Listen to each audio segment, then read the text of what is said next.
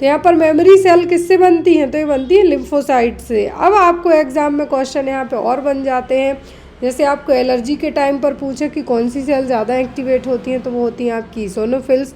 तो इस तरीके से आपको एग्जाम में क्वेश्चन बन सकते हैं। अगला क्वेश्चन है हमारा, according to WHO what is the daily requirement of iodine for an adult. तो वर्ल्ड हेल्थ ऑर्गेनाइजेशन के अनुसार एक वयस्क के लिए आयोडीन की दैनिक आवश्यकता क्या है। यहाँ पर एक चीज़ ध्यान दीजिए, यहाँ पर मिलीग्राम में नहीं है, ग्राम में नहीं है, यहाँ पर म्यूजी में यहाँ पे आपको अमाउंट पूछा गया है, किसमें, म्यूजी में। तो यहाँ पर आपको आंसर भी वैसे ही देना होगा। तो WHO के अनुसार एक वयस्क व्यक्ति के लिए आयोडीन की दैनिक आवश्यकता क्या होगी, RDA यहाँ पे पूछा है। तो यहाँ पर 150 म्यूजी, 200 म्यूजी, 250 PG या फिर 300 UG, कितना अमाउंट आपका रहेगा। तो एज़ पर वर्ल्ड हेल्थ ऑर्गेनाइजेशन के डेली एक एडल्ट में जो आयरन की ज़रूरत है वो होगी 150 म्यूजी, कितनी, 150 म्यूजी। अगला क्वेश्चन है हमारा, अब आयोडीन की ज़रूरत क्यों होती है, दिमाग को विकसित रखने के लिए, ग्रोथ डेवलपमेंट के लिए। इस तरीके से आपको यहाँ पे भी क्वेश्चन ऐड हो सकते हैं। मैंने आपको कम्युनिटी पोस्ट में भी ऐड किया था। विच of the following is one of the most expected finding in a child suffering with glomerulonephritis.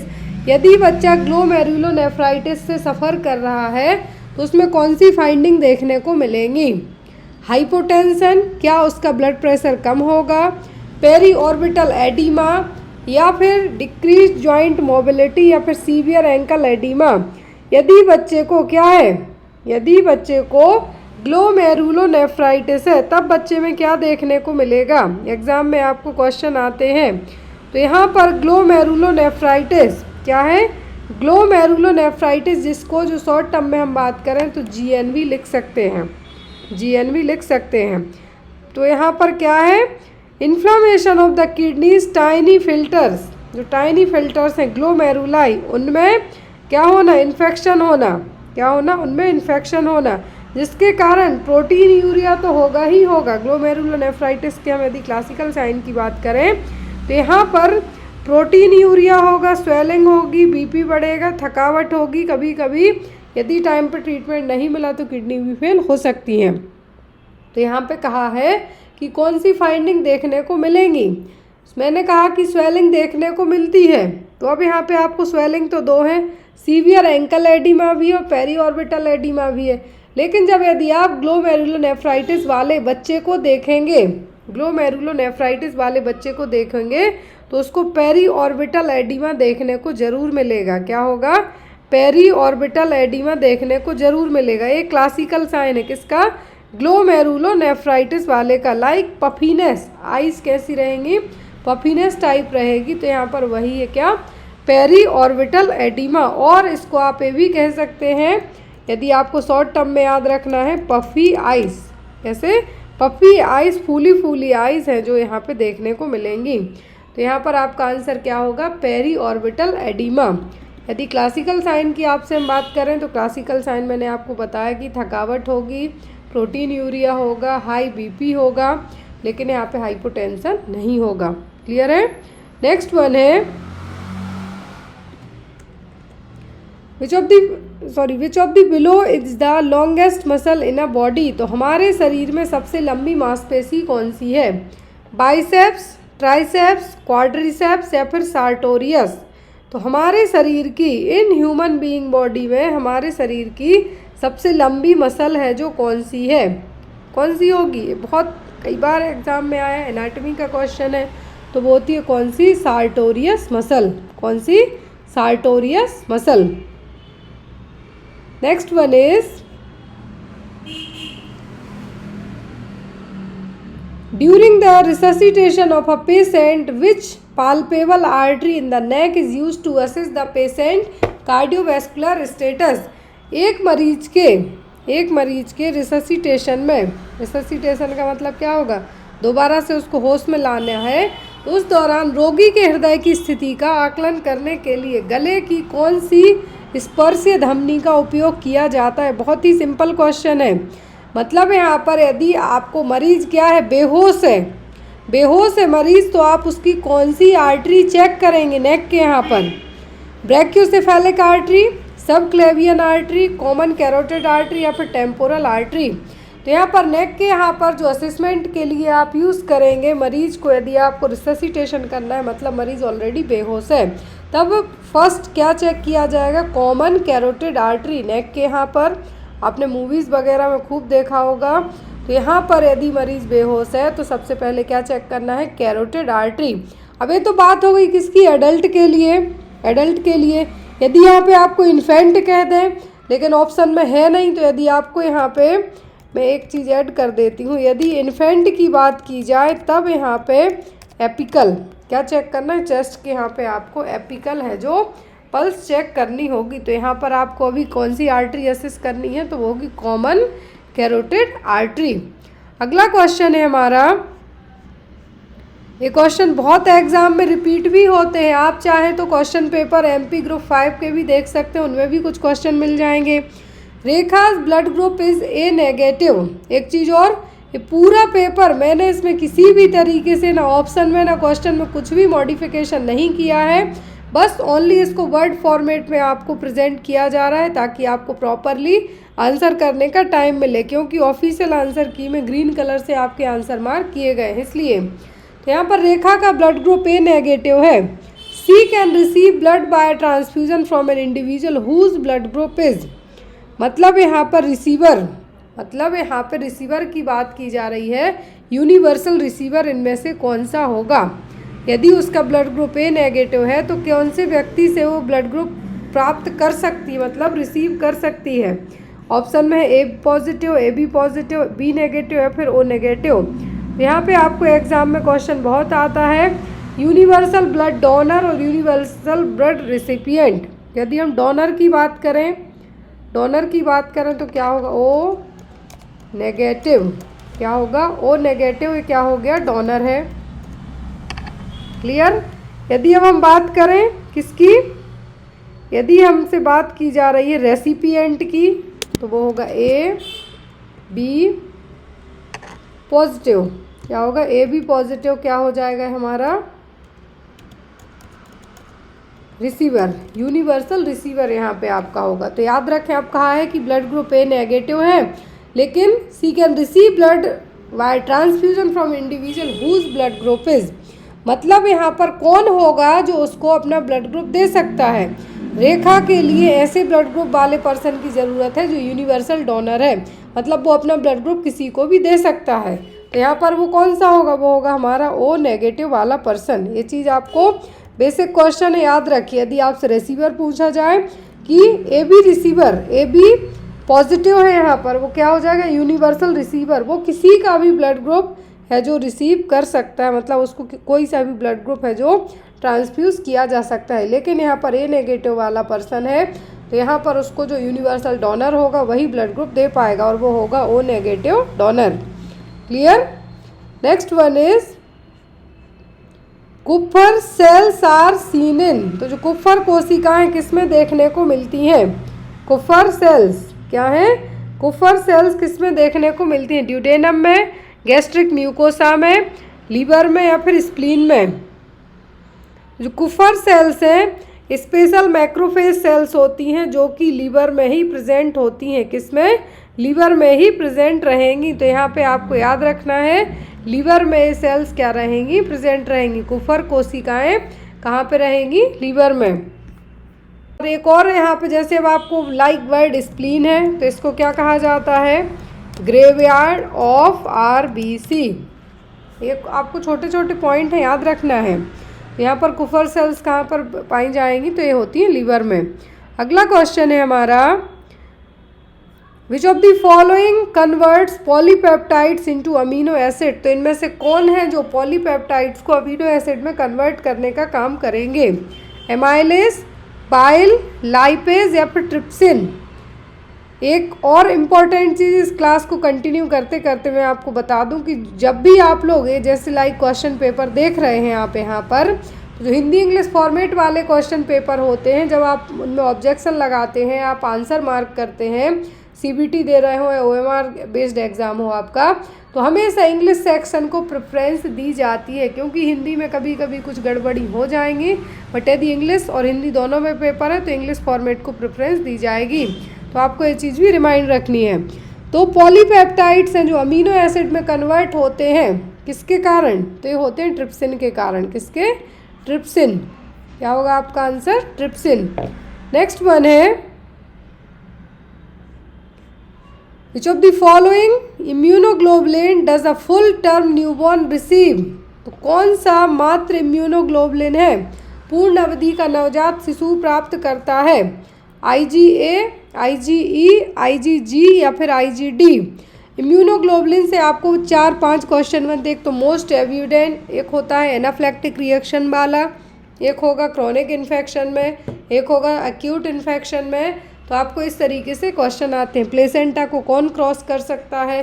Mucus और हमारे आंसू हैं उनमें कौन सा इम्यूनोग्लोबुलिन रहेगा? तो ये सब क्वेश्चन आपको आ जाते हैं। तो मैटरनल इम्यूनोग्लोबुलिन है जो फुल टर्म न्यूबॉर्न की बात की जा रही, मतलब बच्चा 37 वीक के बाद है जो बॉर्न हुआ है। कितना? 37 हफ्ते के बाद बच्चा बॉर्न हुआ है वो, और वो रिसीव कौन सा करेगा? तो वो करेगा IgG। कौन सा होगा? IgG। नेक्स्ट वन है nuchal translucency at 14 weeks is suggestive of. तो जो एंटी स्कैनिंग मैंने आपको कई बार पढ़ाया है, एंटी स्कैनिंग है 14 वीक में किसको डायग्नोज करने के लिए की जाएगी? Down syndrome, oesophageal atresia, Klinefelter syndrome या फिर फॉरगट डुप्लीकेशन सिस्ट। तो यहाँ पर एंटी स्कैनिंग क्यों की जाती है कि बच्चे में किसी भी तरीके की कोई जेनेटिक प्रॉब्लम डेवलप तो नहीं हो रही, स्पेशली हो जाता है क्या? Down syndrome. क्या होगा? Down syndrome. तो यहाँ पर ट्रायोसोमी 21 को फाइंड आउट करने के लिए एंटी स्कैनिंग की जाती है, और इसका जो ड्यूरेशन है वो 14 हफ्ते से लेकर 20 हफ्ते तक हो सकता है। इस दौरान क्योंकि 20 हफ्ते तक डॉक्टर के पास भी टाइम रहेगा, पेशेंट के पास भी टाइम रहेगा, इनकेस बच्चा डाउन सिंड्रोम है या बच्चे को कोई जेनेटिक प्रॉब्लम्स है, तो वो सब चीज़ें फाइंड आउट की जा सकती हैं। तो यहाँ पर एंटी स्कैनिंग यदि 14 हफ्ते में किया जा रहा है तो पता क्या चलेगा यहाँ पर उससे? Down syndrome. Next one is, और इसको कहा जाता है trisomy 21। Next is sickle cell crisis can be precipitated by. Sickle cell की परेशानी किससे अवक्षेपित हो सकती है? प्रेसिपिटेट का मतलब होता है बढ़ावा देना। यदि पर्सन में सिकल सेल्स हैं, हंसियाकार सेल्स हैं, तो क्या होगा? ब्लड फ्लो प्रॉपरली नहीं हो पाएगा। जब ब्लड फ्लो प्रॉपर नहीं होगा, ऑक्सीजन रिसीव नहीं होगी, बहुत सारी प्रॉब्लम्स होंगी। तो सिकल सेल क्राइसिस को बढ़ावा देने का काम कौन कर सकता है? एक्सरसाइज, इंक्रीज्ड टेम्परेचर, लो एल्टीट्यूड या फिर टेकिंग एंटीबायोटिक्स। तो यदि सिकल सेल क्राइसिस है मतलब ऑलरेडी सेल्स कैसी हैं? हंसियाकार हो गई हैं, हंसिए के जैसी होंगी, लाइक क्वेश्चन मार्क टाइप हो गई हैं। बट यदि ऑलरेडी सेल्स इस तरीके से हैं तब क्या डॉक्टर एडवाइस करते हैं? Bed rest, complete bed rest. और खेलते भी हैं तो आप बोर्ड गेम वगैरह खेल सकते हैं।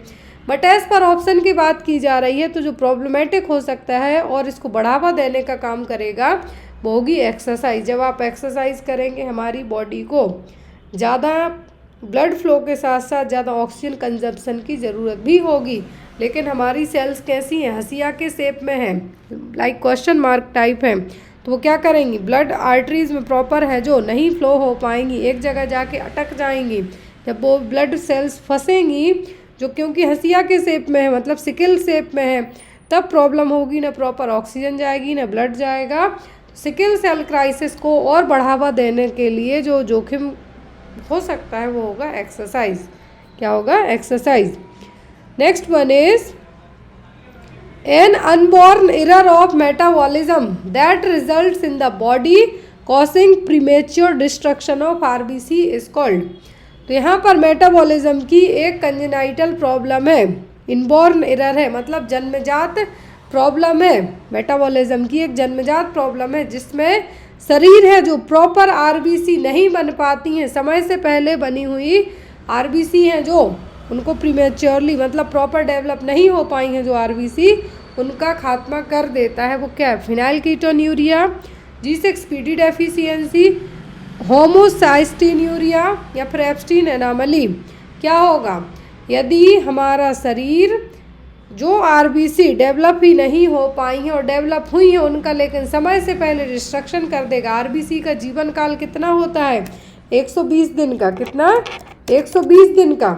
अब ए प्रीमेच्योरली मतलब प्रीमेच्योर मतलब प्रॉपर डेवलप नहीं हो पाए उसके पहले ही इनका डिस्ट्रक्शन कर देगा, तो वो इनबॉर्न एरर होगा G6PD डेफिशिएंसी। क्या होगा? G6PD deficiency. Next one is Which of the following is not a component of neuromuscular maturity in New Ballard scale? New Ballard scale हमने कई बार पढ़ी है। न्यू बैलार्ड स्केल है जो क्या है? बैलार्ड स्केल है जो हमने कई बार पढ़ी है। अब बैलार्ड स्केल के अकॉर्डिंग यहाँ पर कौन सा पॉइंट है जो न्यूरोमस्कुलर मैच्योरिटी का नहीं है? लेन्यूगो, स्कार्फ साइन, पॉप्लिटियल एंगल या फिर स्क्वायर विंडो। तो जो यहाँ पर बैलार्ड स्केल है एक क्लिनिकल असेसमेंट टूल है जिससे न्यूबॉर्न बेबी की जेस्टेशनल एज का पता लगाया जाता है। लाइक माँ अपना जो लास्ट मेंस्ट्रुअल पीरियड का पहला दिन भूल गई हो, यूएसजी में कुछ और डेट दिख रही हो, तब कन्फ्यूज़न हो, तब बैलार्ड स्केल का इस्तेमाल किया जाता है कि एक्सपेक्टेड ड्यूरेशन पता करने के लिए कि जो बच्चा पैदा हुआ है उसकी कितने हफ्ते के बाद डिलीवरी हुई है, लाइक 35, 36, 37। तो जेस्टेशनल एज को फाइंड आउट करने के लिए, न्यूबॉर्न बेबी की जेस्टेशनल एज को फाइंड आउट करने के लिए बैलार्ड स्केल है जो यूज़ की जाती है। अब यहाँ पर total 12 points of criteria use किए जाते हैं। आप चाहें तो यहाँ पे नोट डाउन कर सकते हैं, जिसमें जो वीक है 20 से 44 हफ्ते तक की प्रेगनेंसी को यहाँ पे फाइंड आउट किया जाता है। एक होती है फिजिकल मैच्योरिटी। क्या होती है यहाँ पे मैं आपको ऐड करने की कोशिश करूँगी। एक होती है फिजिकल मैच्योरिटी जिसके होते हैं 6 पॉइंट्स और आप इसको 6 स्कोर भी कह सकते हैं। दूसरी जो आपको यहाँ पे दी गई है वो न्यूरोमस्कुलर मैच्योरिटी। दूसरी क्या है हमारी? Neuromuscular maturity. क्लियर? इसके भी आपको 6 पॉइंट्स यहाँ पे ऐड किए जाते हैं। अब यहाँ पे क्वेश्चन में कहा है कि जो एज पर न्यू बैलार्ड स्कोर के न्यूरोमस्कुलर मैच्योरिटी में कौन सा कंपोनेंट हमारा नहीं आएगा। तो सबसे पहले कौन कौन से कंपोनेंट आते हैं? तो यहाँ पर हमारा न्यूरोमस्कुलर मैच्योरिटी में आपका आता है स्क्वायर विंडो रहेगा, आर्म रिकॉइल रहता है हमारा, पॉप्लिटियल एंगल भी रहेगा, क्लियर, स्कार्फ साइन भी रहेगा, आर्म अक्रॉस द चेस्ट। हमारी जो न्यूबॉर्न बेबी है उसकी आर्म क्या करेंगी? बच्चे के पूरा जो नेक है चेस्ट को आर्म है जो क्रॉस कर जाएंगी। तो ये तीनों रहेंगे। लेन्यूगो यहाँ पे नहीं होगा। लेन्यूगो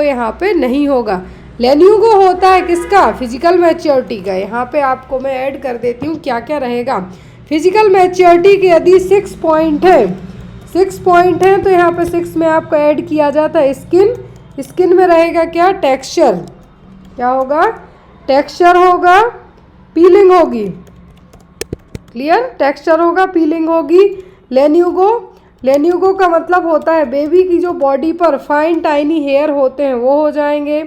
फिर यदि बच्चा 37 हफ्ते के बाद हुआ है तो बच्चे के क्या हो जाएंगे? धीरे धीरे झड़ जाएंगे, एमनियोटिक फ्लूइड के थ्रू बाहर भी हो जाएंगे। तो यहाँ पर एमनियोटिक फ्लूइड में झड़ जाएंगे, टाइनी हेयर जो रोम आप कहेंगे।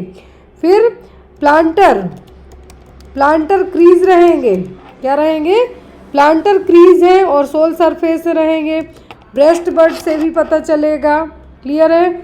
ईयर और आइज और ईयर से भी पता चलेगा, जेनाइटल से भी पता चलेगा मेल है कि फीमेल है। प्रॉपरली डेवलप रहेंगे इससे। फिजिकल मैच्योरिटी के 6 पॉइंट हैं। तो जो लेन्यूगो है किसका है? ये है फिजिकल मैच्योरिटी का पॉइंट। ये न्यूरोमस्कुलर मैच्योरिटी का नहीं है। न्यूरोमस्कुलर के आप चाहें तो नोट डाउन कर लें। Posture, square window, arm recoil, popliteal angle, scarf sign और हील टू ईयर मैन्यूवर। क्या? Heel to ear manoeuvre. तो यहाँ पे आपको पूछा है कि बैलार्ड स्कोर में कौन सा पॉइंट नहीं होगा, तो होगा लेन्यूगो, क्योंकि फिजिकल मैच्योरिटी का है। 2 पॉइंट चेक किए जाते हैं यहाँ पर।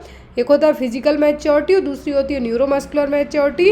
यदि माँ अपनी जेस्टेशनल एज भूल गई है तो जो न्यूबॉर्न बेबी है कितने हफ्तों में पैदा हुआ है उसको फाइंड आउट करने के लिए जो स्केल है, बैलार्ड स्केल है, इसका इस्तेमाल किया जाता है। और इसके टोटल 12 पॉइंट्स होते हैं। 6 पॉइंट न्यूरोमस्कुलर मैच्योरिटी के लिए और 6 पॉइंट होते हैं फिजिकल मैच्योरिटी के लिए। ये बेसिक क्वेश्चन है, आपको याद रखना है। क्लियर है?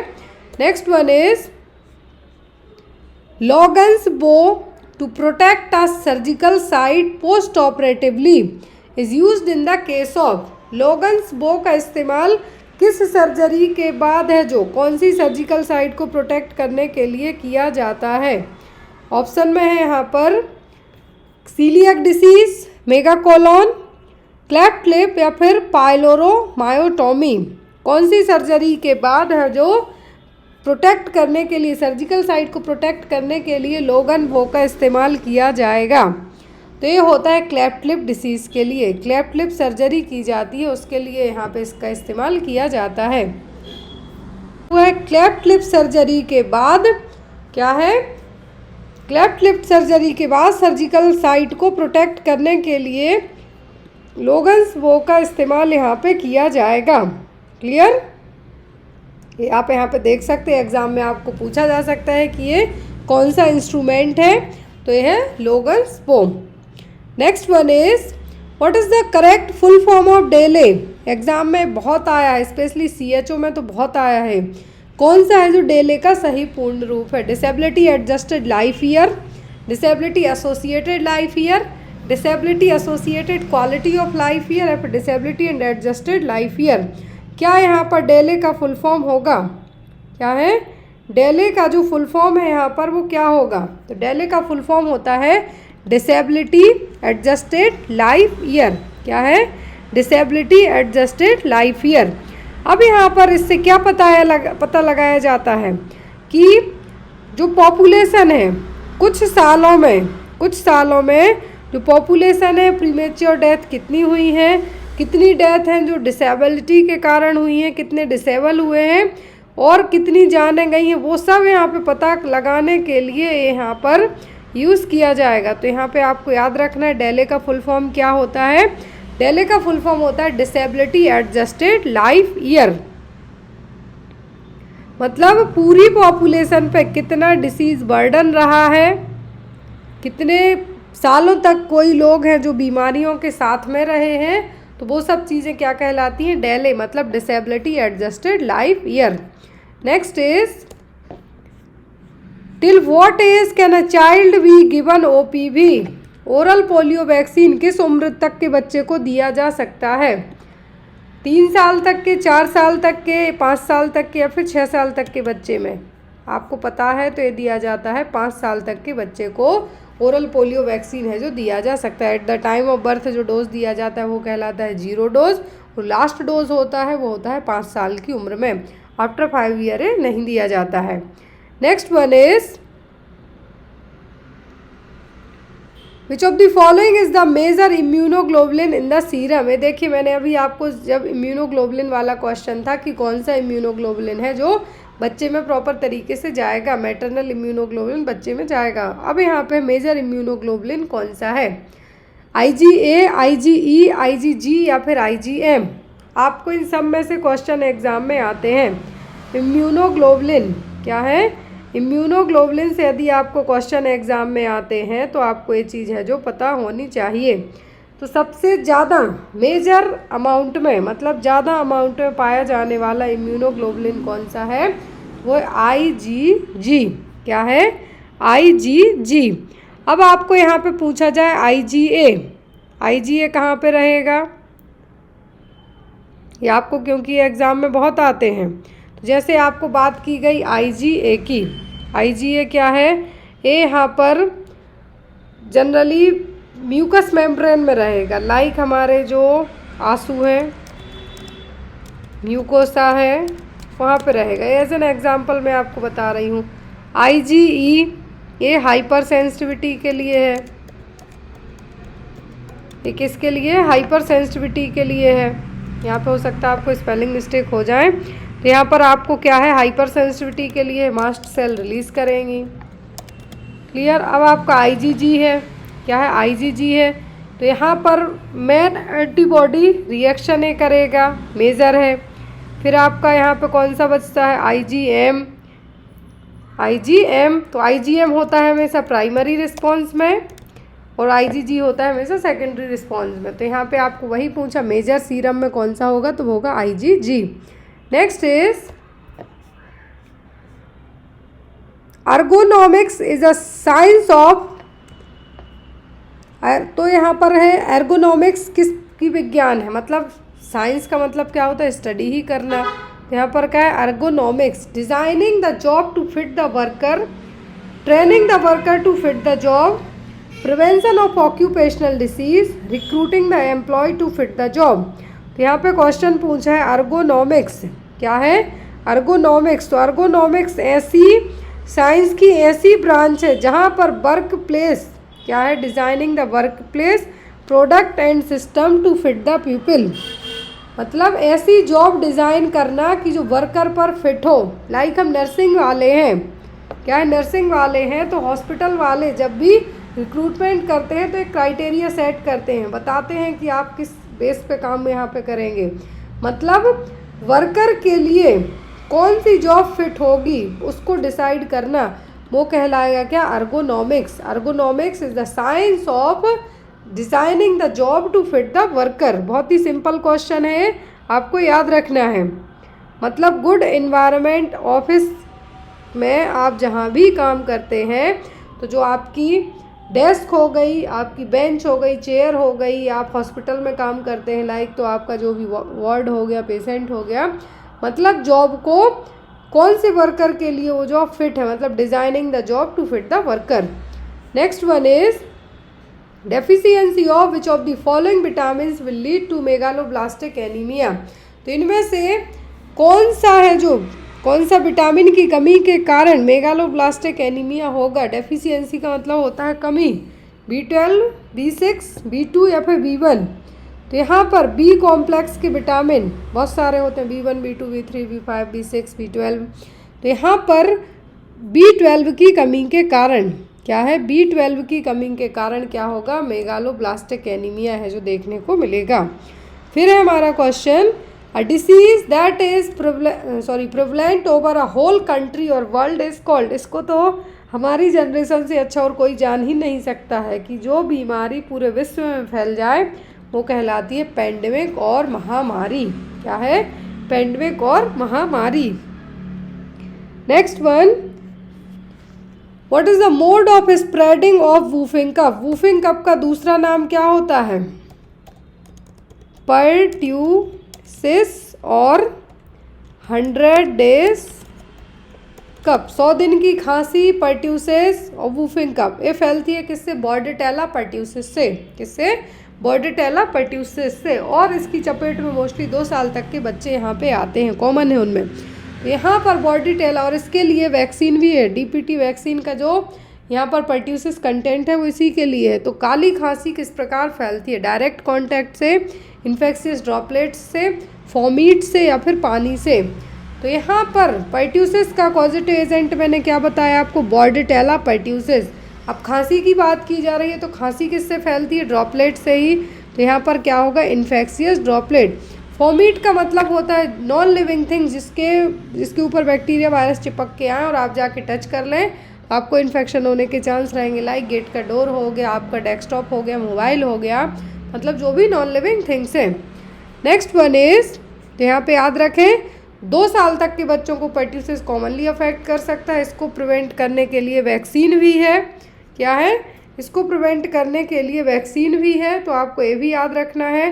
तो DPT का परट्यूसिस कंटेंट है वो इसी को प्रिवेंट करने के लिए। अब जिन बच्चों में कन्वर्जन की प्रीवियसली कुछ प्रॉब्लम्स रही हो, एपिलेप्टिक फिट्स रहे हो, उनमें परट्यूसिस कंटेनिंग वैक्सीन नहीं दी जाती है।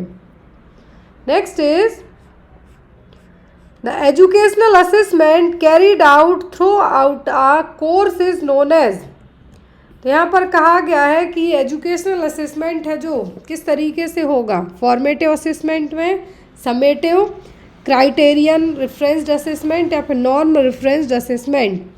तो जो एजुकेशनल असेसमेंट होता है, एज पर आपने जो भी क्वेश्चन पेपर देख के आंसर किए हैं उसके हिसाब से होगा तो ये कैसा हो जाएगा हमारा, ये होगा फॉर्मेटिव असेसमेंट। कैसा, formative assessment. Next one, what is an example of an audio visual add. Audio मतलब सुनाई दे रहा है, विजुअल मतलब दिखाई दे रहा है। अब क्या होगा, रेडियो, टेलीविज़न, चार्ट या फिर ग्रामोफोन। तो यहाँ पर ओनली सिंगल ऐसा है जो ऑडियो विजुअल है। एबी एड्स मतलब ऑडियो मतलब सुनाई भी दे रहा, विजुअलाइज भी हो रहा, तो वो होगा टीवी। क्या होगी, टीवी और टेलीविज़न।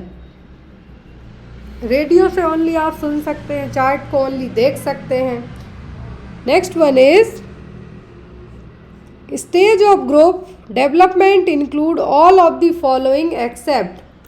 तो यहाँ पर ग्रुप डेवलपमेंट की सभी स्टेज हैं किसी एक को छोड़कर, फॉर्मिंग, स्टॉर्मिंग, नॉर्मिंग या फिर ग्रूमिंग।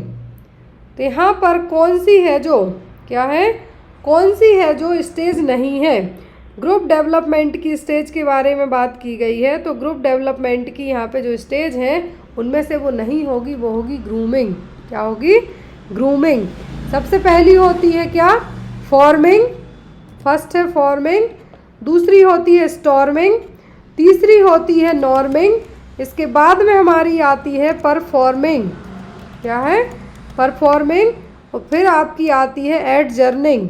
क्या है, एडजर्निंग। आप चाहें तो ये लिख सकते हैं यहाँ पे, आपको आप चाहें तो यहाँ पे लिख सकते हैं।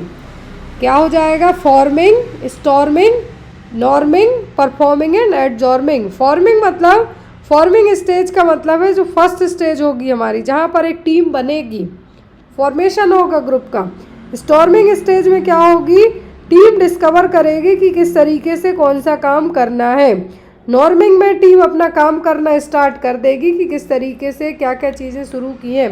परफॉर्मिंग में, जो कि एक फंक्शनिंग स्टेज है, प्रॉपर तरीके से ऑलमोस्ट काम होने वाला है। और एडजर्निंग में क्या होगा कि जो काम हो चुका है, आफ्टर द टास्क फिनिश होने के बाद टीम अपने अपने घर को चल देगी। मतलब फॉर्मिंग, स्टॉर्मिंग, नॉर्मिंग, परफॉर्मिंग, एडजॉर्मिंग। आप चाहें तो यहाँ पे मैं एक आपको शॉर्ट भी लिख सकती हूँ, F forming, S storming, N norming, P performing, A adjourning. आप इससे भी इसको याद रख सकते हैं, F S N P A. Clear है। यहाँ पे आपका आंसर क्या होगा कि जो ग्रुप डेवलपमेंट की स्टेज नहीं है वो क्या होगी, ग्रूमिंग। नेक्स्ट है हमारा question, Bloom's taxonomy consist of the following domains except. तो जो ब्लूम्स टैक्सोनॉमी है उसमें सभी पॉइंट्स इंक्लूडेड हैं किसी एक को छोड़कर। यहाँ पे आपके एक एक सीधे टॉपिक ही कवर होते जा रहे हैं, तो आप ये चीज़ अपने माइंड में याद रखिए कि आपका क्या क्या है जो कवर होते जा रहा है। तो यहाँ पर ब्लूम्स टैक्सोनॉमी में सभी चीज़ें होंगी किसी एक को छोड़कर। तो ब्लूम टैक्सोनॉमी में क्या क्या होता है, remember, understand, apply, analyse, evaluate and create. क्या होगा, तो यहाँ पर डोमेन की बात की जा रही है। क्या है, डोमेन की बात की जा रही है। तो यहाँ पर जो डोमेन होंगे, क्या होंगे, जो डोमेन होंगे वो कौन कौन से होते हैं ब्लूम टैक्सोनॉमी में। कॉग्निटिव होता है, क्या होगा, psychomotor, cognitive, psycho social, affective. तो यहाँ पर जो नहीं होगा वो कौन सा होगा, जो ब्लूम में नहीं होगा, 3 डोमेन्स इन ब्लूम्स टैक्सोनॉमी के अकॉर्डिंग, तो जो यहाँ पे नहीं होगा वो होगा साइको सोशल। कौन सा, साइको सोशल। कॉग्निटिव होता है, अफेक्टिव होता है और साइकोमोटर होता है, लेकिन साइको सोशल नहीं होगा। कॉग्निटिव मतलब थॉट थिंकिंग, यहाँ पे कॉग्निटिव मतलब का क्या होगा, मतलब कि यहाँ पे थॉट थिंकिंग। क्लियर। साइकोमोटर मतलब साइको और मोटर मतलब यहाँ पे वर्क डूइंग कह देंगे या फिर आप एक्शंस डूइंग, काम कर रहे हैं। अफेक्टिव मतलब इमोशनल फीलिंग हो जाएंगी आपकी, क्या होंगी, इमोशंस, फीलिंग यहाँ पे आपकी इंक्लूड हो जाएंगी। लाइक, तो यहाँ पे आपको याद रखना है क्या क्या रहेगा, साइकोमोटर, कॉग्निटिव, अफेक्टिव, लेकिन साइको सोशल इसका पार्ट नहीं होगा, जो 3 डोमेन है एज पर ब्लूम्स टैक्सोनॉमी के।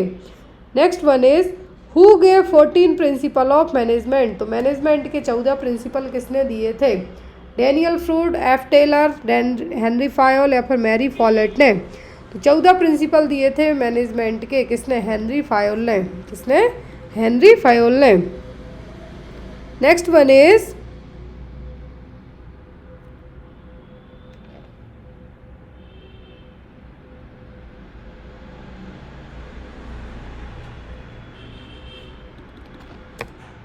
नेक्स्ट है हमारा क्वेश्चन, AMPESB के थ्रू जब पेपर हुआ था उसमें आया था, तो यहाँ पर है, और शायद ESIC का जो पेपर हुआ था UPSC के थ्रू उसमें भी आया था।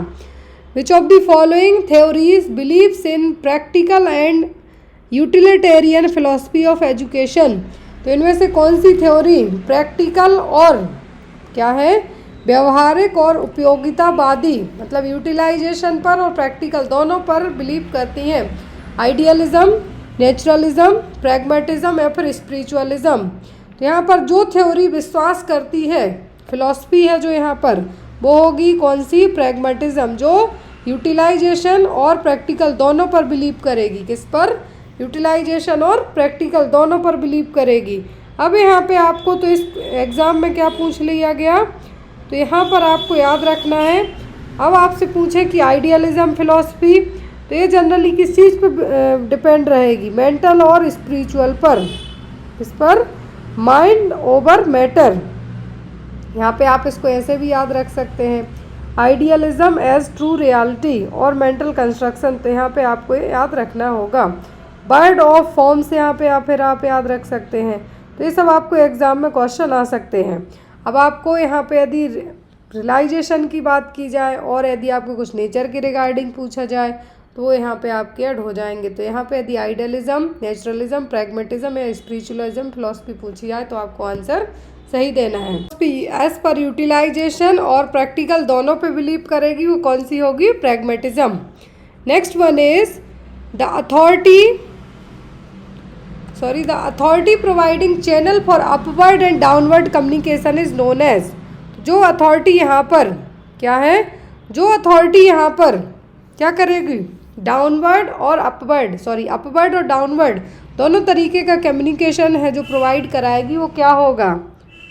Lateral organisation, line organisation, diagonal organisation या फिर span of control.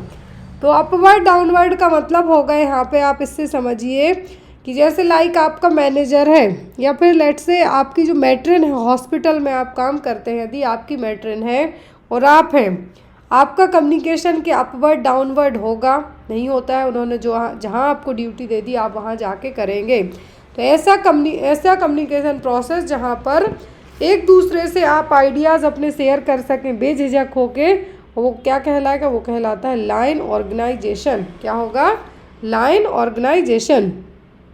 Next one, the list of items with appropriate column means to be used by an observer is known as. तो पर्यवेक्षक द्वारा उपयोग किए जाने वाले उपयुक्त स्तंभों वाली वस्तुओं की सूची को क्या कहा जाता है? Anecdotal record, checklist, ranking item या फिर क्वेश्चनायर। तो एप्रोप्रिएट कॉलम्स वाली जो यहाँ पर ऑब्जर्वर ने चीज़ें आइटम्स चेक की, उनकी लिस्ट बनी हुई है, वो कहलाती है क्या? चेकलिस्ट। क्या कहलाएगी? चेकलिस्ट। एनेक्डोटल रिकॉर्ड तो जो हमारा कॉलेज में, स्कूल में बनता है वो है। Next one, the manual manipulation of a dislocated joint is called. संधि भंग या जोड़ उखड़ने को हाथ से ठीक करने को क्या कहा जाता है? Internal fixation, external fixation, closed reduction या फिर ओपन रिडक्शन। तो यहाँ पर जॉइंट डिसलोकेट हुआ है, उसको मैनिपुलेट करके मैनुअली, जो डॉक्टर आपने सुना होगा कहा कि शोल्डर डिसलोकेट हो गया या फिर नी डिसलोकेट हो गया, तो यहाँ पर जॉइंट डिसलोकेशन को हाथ से ठीक करने को, मतलब मैनुअली ठीक करने को क्या कहा जाता है? Closed reduction. ओपन का मतलब तो क्या होगा? ऑलरेडी है जो सो अप हो रहा है जॉइंट, वो उस केस में नहीं हो पाएगा मैनुअली। तो यहाँ पर मैनुअली मैनिपुलेशन है बट डिसलोकेट जॉइंट है। क्या है? डिसलोकेट जॉइंट है, तो वो क्या होगा? Closed reduction. Next one is which of the following hormone level increase in Cushing syndrome. Cushing syndrome में किस हार्मोन का लेवल बढ़ जाता है? ग्लूकोकॉर्टिकॉइड्स, मिनरलोकॉर्टिकॉइड्स, एल्डोस्टेरोन या फिर एंड्रोजेंस का। तो यहाँ पर जो हार्मोन का लेवल बढ़ता है कुसिंग में वो होता है ग्लूकोकॉर्टिकॉइड्स। कौन सा हार्मोन होगा ग्लूकोकॉर्टिकॉइड्स। अब आपको एग्जाम में याद रखना है, कुसिंग से यदि आपको क्वेश्चन एग्जाम में आता है, एक होता है हमारा कुसिंग ट्रायड, क्या होता है, एक होता है कुसिंग ट्रायड, लेकिन यहाँ पर एक क्या है, कुसिंग सिंड्रोम। क्या है, कुसिंग सिंड्रोम, जिसमें कॉर्टिसोल लेवल बहुत हाई हो जाता है, स्पेशली ग्लूकोकॉर्टिकॉइड्स, जिसमें जो आपने बफेलो हम्प पढ़ा है, थिन फ्रेजाइल स्किन होगी, हमारा वजन है जो वेट गेन बहुत फास्ट तरीके से होगा, टमी बाहर को निकला हुआ रहेगा, फेस है जो बहुत अलग तरीके से रहेगा। तो यहाँ पर ये सभी किसके कारण होंगे, ग्लूकोकॉर्टिकॉइड्स। और यहाँ पे यदि आपको एग्जाम में आए कॉर्टिसोल लेवल तो वो भी आप मार्क कर सकते हैं। कुसिंग सिंड्रोम किसके लेवल बढ़ने से होगा, ग्लूकोकॉर्टिकॉइड्स के लेवल के बढ़ने के कारण।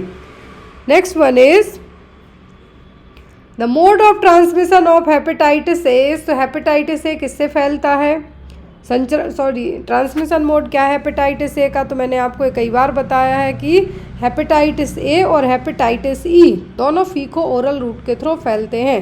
हेपेटाइटिस सी ब्लड ट्रांसफ्यूजन से फैल सकता है, हेपेटाइटिस बी निडल प्रिक से हो सकता है, माँ से बच्चे में भी ट्रांसफ़र हो सकते हैं, इसको हम वर्टिकल ट्रांसमिशन कहते हैं। अब आपके ऑप्शन में क्या है, faeco oral route, parenteral, infectious droplets और डायरेक्ट कॉन्टैक्ट। तो हेपेटाइटिस ए एंड डी ये दोनों फैलते हैं किससे, फीको ओरल रूट से। किससे, हेपेटाइटिस ए एंड ई दोनों फैलते हैं किससे, ट्रांसमिशन ऑफ मोड क्या है, सेम है, faeco oral route. Next one, Homan sign is seen in. Homan sign किस में देखने को मिलेगा आपको, behind the knee. Behind the knee है जो आपको जब भी आप न पैर रखेंगे नीचे तो क्या रहेगा, बहुत सीवियर पेन होगा, रेडनेस होगी, तो वो साइन किस में देखने को मिलेगा, Hodgkin's lymphoma, sickle cell anaemia, deep vein thrombophlebitis या फिर हीमोफीलिया में। तो होमन साइन देखने को मिलता है डीवीटी वाले पेशेंट में। किसमें, डीवीटी वाले पेशेंट में होमन साइन देखने को मिलेगा। Next is Trousseau sign and Chvostek sign can be elected in case of. तो ट्राउजी और चोबोस्टिक क्लासिकल साइन है किसके, टिटेनी के। किसके साइन है यहाँ पर, ये हैं टिटेनी के। अब टिटेनी किससे होता है, यदि हमारे शरीर में कैल्शियम की कमी हो तब। अब यहाँ पे देखिए क्वेश्चन से 4 बन गए आपके कि ट्राउजी साइन और चोबोस्टिक क्लासिकल साइन किसके हैं, टिटेनी के। टिटेनी होता है कैल्शियम की कमी के कारण, और पूरी बॉडी है जो टिटेनी में कैसे हो जाती है, आर्च शेप में। कैसे, आर्च शेप में। अब ऑप्शन में क्या है, हाइपोकैलेमिया, हाइपोकैल्सीमिया, हाइपोनेट्रेमिया या फिर हाइपोक्सिया। हाइपोक्सिया का मतलब टिश्यूज में ऑक्सीजन की कमी हो गई, हाइपोनेट्रेमिया मतलब सोडियम का लेवल क्या हो गया, कम हो गया, हाइपोकैल्सीमिया मतलब ब्लड में कैल्शियम का लेवल कम हो गया। तो यहाँ पे आपका आंसर भी यही रहेगा।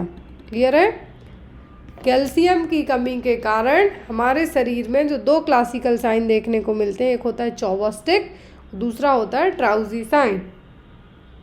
Next one, Murphy sign may be useful in establishing the diagnosis of. तो मर्फी साइन है किस बीमारी को डायग्नोस करने में हेल्पफुल रहेगा, कोलिसिस्टाइटिस, अपेंडिसाइटिस, कोर पल्मोनेल या फिर हाइपरथायरॉयडिज्म। किस केस में मर्फी साइन देखने को मिलेगा। अब आपको पता होगा कि मर्फी साइन क्या है, तब आप बता पाएंगे। क्या है, मर्फी साइन है जो किस में देखने को मिलेगा, तो मर्फी साइन देखने को मिलता है कोलिसिस्टाइटिस वाले मरीज में। किसमें, कोलिसिस्टाइटिस वाले मरीज में देखने को मिलेगा।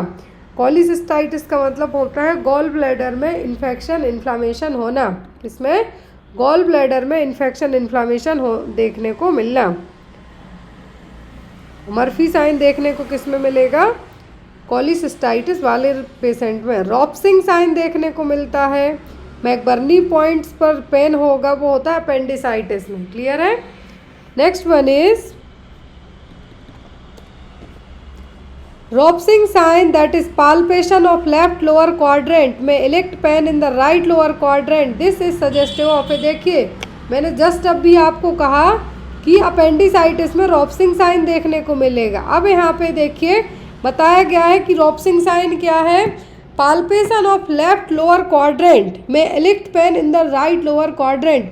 आपने पाल्पेट करके देखा कहाँ पर, लेफ्ट लोअर क्वाड्रेंट में, तो लेफ्ट लोअर क्वाड्रेंट में दर्द ना होकर राइट लोअर क्वाड्रेंट में पेन होगा, ये कहलाता है रॉप्सिंग साइन। और ये देखने को ये फील होगा किसमें, ये होता है अपेंडिसाइटिस वाले मरीज में।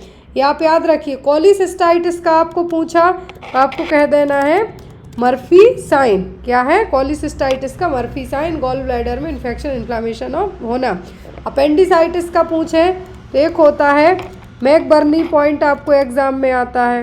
क्या है, मैकबर्नी पॉइंट एग्जाम में आपको आता है। और आ सकता है आपको रॉप्सिंग साइन, मतलब लेफ्ट लोअर क्वाड्रेंट में पाल्पेट किया, दर्द कहाँ हुआ, राइट लोअर क्वाड्रेंट में। तो ये आपको याद रखना है। नेक्स्ट वन है, बहुत ही इंटरेस्टिंग सा पेपर है। आप यहाँ पे चाहें तो इसके थ्रू, ये तो हम ऑफिशियल पेपर ट्यूटर का देख रहे हैं, आप इवन ESV की तैयारी कर रहे हैं, वो लोग भी यहाँ पे इस पेपर को देख सकते हैं। When a person has both positive and negative feelings towards the same object or individual, the feelings are referred to as। यदि किसी पर्सन को नेगेटिव पॉजिटिव फीलिंग्स है किसी एक इंडिविजुअल, किसी एक दूसरे पर्सन को लेके या किसी ऑब्जेक्ट को लेके, तो वो क्या कहलाएगा, अपैथेटिक, एम्बिवैलेंस, इनएप्रोप्रिएट या फिर ऑटिस्टिक, क्या कहलाएगा ये। तो यहाँ पर यदि लेट से कि कोई पर्सन है, कोई मैं ही हूँ, आपको मेरे प्रति कुछ अच्छे पॉइंट्स हैं कि मैम अच्छा पढ़ाती हैं, दूसरा आपका नेगेटिव हो सकता है कि मैम आपको टाइम पर रिस्पॉन्ड नहीं कर पाती हैं, तो ये दोनों फीलिंग्स हैं। तो ये क्या कहलाएगी आपकी, उदासीनता, दोहरे विचार वाला, अनुचित या फिर ऑटिस्टिक, अपने में खोया रहने वाला। या अपने में तो बिल्कुल भी नहीं खोया है, क्योंकि इसको किसी दूसरे के ऊपर अच्छी चीज़ें भी आ रही मन में, बुरी भी आ रही हैं। ये कहलाता है एम्बिवैलेंस। क्या होगा, ये कहलाएगा एम्बिवैलेंस और दोहरे विचार वाला। Next one, which neurotransmitter has been implicated in the development of Alzheimer's disease. तो अल्जाइमर वाले में कौन से न्यूरोट्रांसमीटर डिस्टर्ब रहेंगे, एसिटाइल कोलिन, डोपामिन, एपिनेफ्रिन या फिर सीरोटोनिन। तो जो न्यूरोट्रांसमीटर डिस्टर्ब रहेगा किसमें, अल्जाइमर में, वो होता है ACH और एसिटाइल कोलिन। फिर है हमारा अगला question, which of the following should the nurse use while communicating with a patient with cognitive impairment. यदि मरीज, यहाँ पे देखिए मरीज कॉग्निटिव इम्पेयरमेंट है, मतलब संज्ञात्मक क्षति वाला मरीज है, तो उससे आप बात कर रहे हैं, कम्युनिकेट कर रहे हैं, तो क्या आपको माइंड में रखना है, पिक्चर और गेस्चर इंस्टीड ऑफ वर्ड्स, शब्दों की बजाय चित्र या हाव भाव से, complete explanation with multiple details, कई विवरणों के साथ पूरी व्याख्या बताना, short words and simple sentence का इस्तेमाल आप करिए, या फिर stimulating words and phrases to capture the patient attention. देखिए मैं यहाँ पे इसको थोड़ा छोटा करने की कोशिश करती हूँ ताकि आपको चारों ऑप्शन एक साथ विजुअलाइज हो और आप आंसर कर पाएँ। Now it's perfectly fine.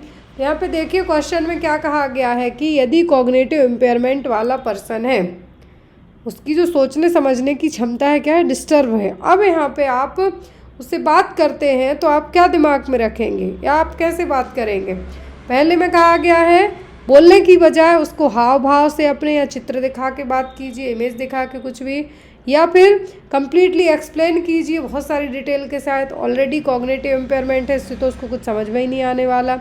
Short word और सिंपल सेंटेंस का इस्तेमाल कीजिए। Stimulating words and phrases to capture the patient attention, मरीज का ध्यान खींचने की कोशिश कीजिए। तो आपको ये नहीं करना है। सबसे पहली चीज़, जब मरीज कॉग्निटिव इम्पेयरमेंट है तो आप उसको शॉर्ट स्वीट क्लियरली चीज़ें बताने की कोशिश कीजिए, ना कि घुमा फिरा के, ना अपनी हाई फाई इंग्लिश हिंदी बोल के। उसको ऐसे सेंटेंस का आप इस्तेमाल करिए कि उसको प्रॉपर चीज़ें सही तरीके से कम समय में, कम लाइनों में, कम वर्ड्स में समझ में आ जाएं। ज़्यादा बढ़ा चढ़ा के बोलेंगे, ऑलरेडी डिस्टर्ब है और प्रॉब्लम उसको होगी। ज़्यादा डिटेल में जाएंगे तो भी उसको समझ में नहीं आएगा। तो यहाँ पे आपको शॉर्ट वर्ड्स और सिंपल सेंटेंस का इस्तेमाल करना होगा। क्लियर। अगला क्वेश्चन है हमारा, the extreme feeling of happiness is known as, A देखने को मिलता है मैनिया में। बहुत ज़्यादा खुशी होना, खुशी की चरम भावना के रूप में क्या जाना जाता है, एक्सटेसी, एलेशन, एक्सलेटेशन या फिर यूफोरिया। तो ये सभी चीज़ें देखने को मिलती हैं मैनिया वाले पर्सन में। किसमें? मैनिया वाले में। तो यहाँ पर feeling of, extreme feeling of happiness का मतलब होता है यूफोरिया। क्या होगा? यूफोरिया, और ये देखने को मिलेगा मैनिया वाले पर्सन में। Next one, who is the father of psychoanalytical theory? Psychoanalytical theory के फादर कौन है? Sigmund Freud, Abraham Maslow, Jean Piaget या फिर लॉरेंस कोहेलबर्ग। इन चारों के नाम याद रखिए। चारों ने अलग अलग तरीके से नर्सिंग में अपनी अपनी चीज़ें ऐड की हुई हैं। तो यहाँ पे जैसे आपको कहा साइको एनालिटिकल थ्योरी, तो ये दी है सिगमंड फ्रूड ने। किसने? सिगमंड फ्रूड ने दी है हमारी psycho analytical theory. Abraham Maslow की हायरार्की नीड्स ऑफ थ्योरी आपको बहुत एग्जाम में आती है। जीन पियागेट के सिद्धांत एग्जाम में आते हैं आपको। साइको एनालिटिकल थ्योरी किसने दी है? तो ये दी है सिगमंड फ्रूड ने। Next one is a progressive form of dementia that interferes with memory, thinking and behavior is called। तो डिमेंशिया का एक प्रोग्रेसिव रूप है, मतलब डिमेंशिया है बट वो धीरे धीरे एक नेक्स्ट अलग लेवल पर जा रहा है, जिसके कारण मेमोरी, सोचने समझने की क्षमता और व्यवहार सभी चीज़ों में है जो प्रॉब्लम होने लगेगी। क्या है? पार्किंसंस, सिजोफ्रेनिया, अल्जाइमर्स या फिर डिप्रेशन। तो डिमेंशिया का जो प्रोग्रेसिव फॉर्म होता है वो होता है अल्जाइमर्स। क्या होता है? अल्जाइमर्स। डिमेंशिया का जो बढ़ता हुआ आगे की स्टेज में जाने वाला फॉर्म है वो होता है Alzheimer. Next one, fundal height is at the level of umbilicus. तो फंडल हाइट है जो अम्बलाइकस तक कब पहुंच जाती है?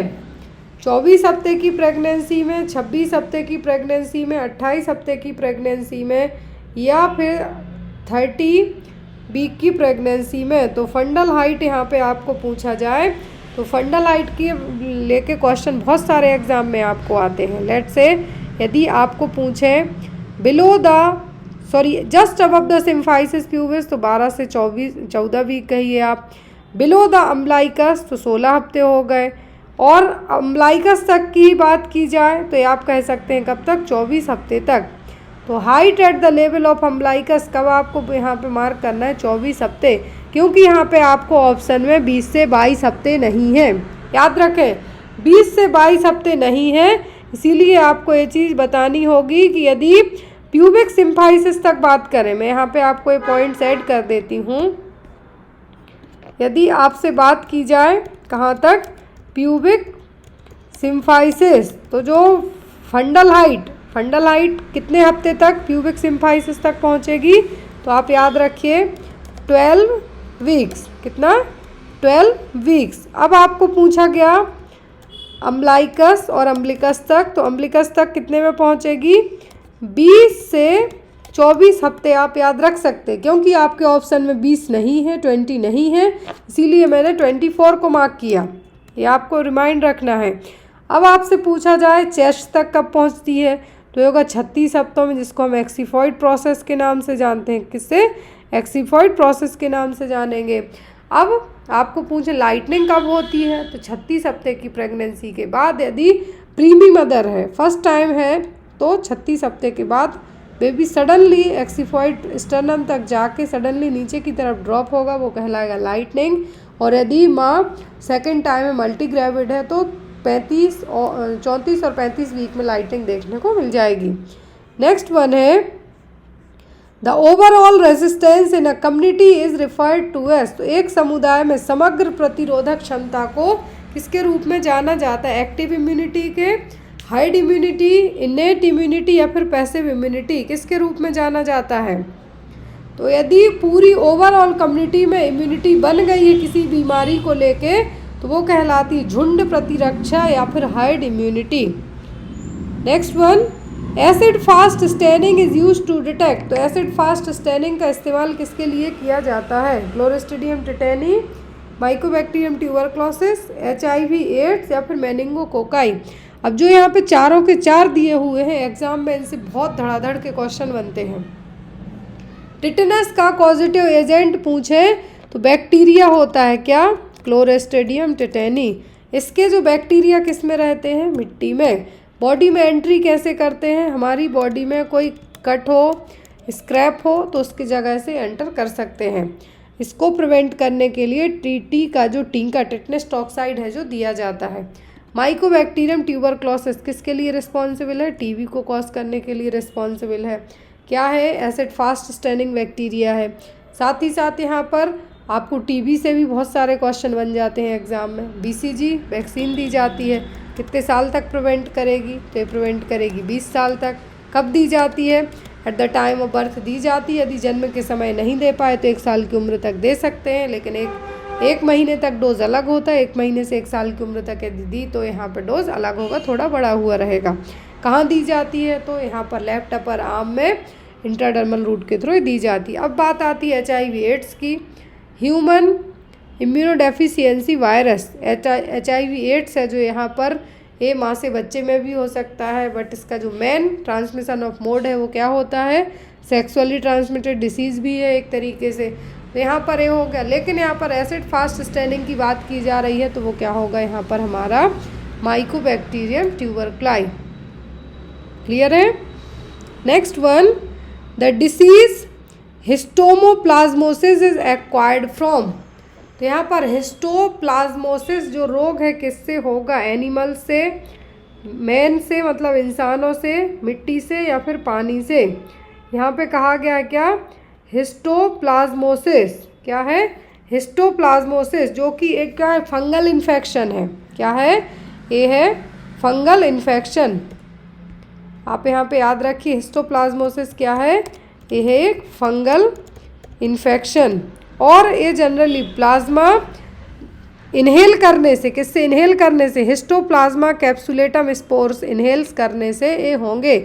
और ये जनरली किसके थ्रू होंगे? कॉमन है मिट्टी से। इससे मिट्टी हो सकती है, वर्ड हो सकती है, बैट हो सकती हैं। तो यहाँ पे आपको मिट्टी के अलावा कुछ और है ही नहीं। बर्ड हो सकते हैं या फिर चमगादड़ जिसको आप कहेंगे वो यहाँ पे हो सकते हैं। तो जो डिसीज़ है किससे एक्वायर होगी? मिट्टी से, वर्ड से या फिर बैट से। और एक फंगल इन्फेक्शन है। Next one is which of the following bacteria are gram negative cocci. तो इनमें से ग्राम नेगेटिव कोकाई कौन सा है? पेप्टोकोकस, पेप्टोस्ट्रेप्टोकोकस, स्पोरोसार्सिना या फिर बिलोनीला। तो यहाँ पर ग्राम नेगेटिव कोकाई है जो वो है बिलोनीला। क्या है? बिलोनीला। One is the temperature and the duration to kill spores in an autoclave. तो ऑटोक्लेविंग मेथड में बेस्ट मेथड मानी गई है स्टरलाइजेशन के लिए। तो ऑटोक्लेविंग में जो जीवाणु, और एक ऐसी सिंगल मेथड है जिससे बैक्टीरिया के अलावा उनके स्पोर्स भी किल कर दिए जाते हैं। क्या है? बैक्टीरिया के अलावा उनके स्पोर्स भी किल कर दिए जाएंगे। तो जो यहाँ पर ऑटोक्लेविंग मेथड है, ऑटोक्लेविंग मेथड में जो एक टेम्परेचर सेट किया जाता है और वो टेम्परेचर होता है 121 degree Celsius for 12 minutes. 12 to 20 minutes भी हो सकते हैं, 12 to 15 मिनट्स भी हो सकते हैं। ये चीज़ डिपेंड करेगी किस पर? क्या आइटम आप स्टरलाइज कर रहे हैं, ड्यूरेशन उस पर डिपेंड करेगा। But temperature as per 121 degree Celsius ही रहेगा यहाँ पे, बट ड्यूरेशन एज पर जो भी आइटम आप स्टरलाइज करने की कोशिश कर रहे हैं उस पर डिपेंड करेगा। बेस्ट स्टरलाइजेशन मेथड है, इसमें स्पोर्स भी एक, क्योंकि सिंगल मेथड है जिसमें स्पोर्स भी किल कर दिए जाएंगे। तो यहाँ पे जैसा टेम्परेचर मैंने बताया कि 121 डिग्री सेल्सियस रहेगा 12 मिनट के लिए। लेकिन यदि ये आपने कुछ ऐसे आइटम को स्टरलाइज करने की कोशिश की जिसमें ज़्यादा समय की ज़रूरत है तो 12 से 15 मिनट और 20 मिनट भी हो सकती है, but temperature as same remaining रहेगा 121 degree Celsius. Next one is the immunoglobulin that can cross the placenta. देखिए इम्यूनोग्लोबुलिन को लेके तीसरा क्वेश्चन है, अभी हम क्वेश्चन नंबर 49 तक ही पहुँचे हैं और थर्ड क्वेश्चन है। तो इम्यूनोग्लोबुलिन जो प्लेसेंटा को क्रॉस कर सकता है वो है ओनली IgG। इसके अलावा कोई सा भी इम्यूनोग्लोबुलिन प्लेसेंटा को क्रॉस नहीं कर सकता है। जैसा फर्स्ट क्वेश्चन पढ़ा हमने कि कौन सा इम्यूनोग्लोबुलिन मैटरनल से पूरे तरीके से न्यूबॉर्न में जाएगा, तो वो IgG ही है। क्यों? क्योंकि वो पूरा जो प्लेसेंटा को क्रॉस करने वाला एक सिंगल इम्यूनोग्लोबुलिन है, तो वो हो गया IgG। और मैटरनल से जो न्यूबॉर्न है उसमें ट्रांसफ़र होने वाला भी क्या होगा? IgG ही। Next is a microorganism which lives on a living host derives its nutrition from the host and does not provide any benefit to the host is called as। तो यहाँ पे देखिए क्या कहा गया है क्वेश्चन में कि माइक्रो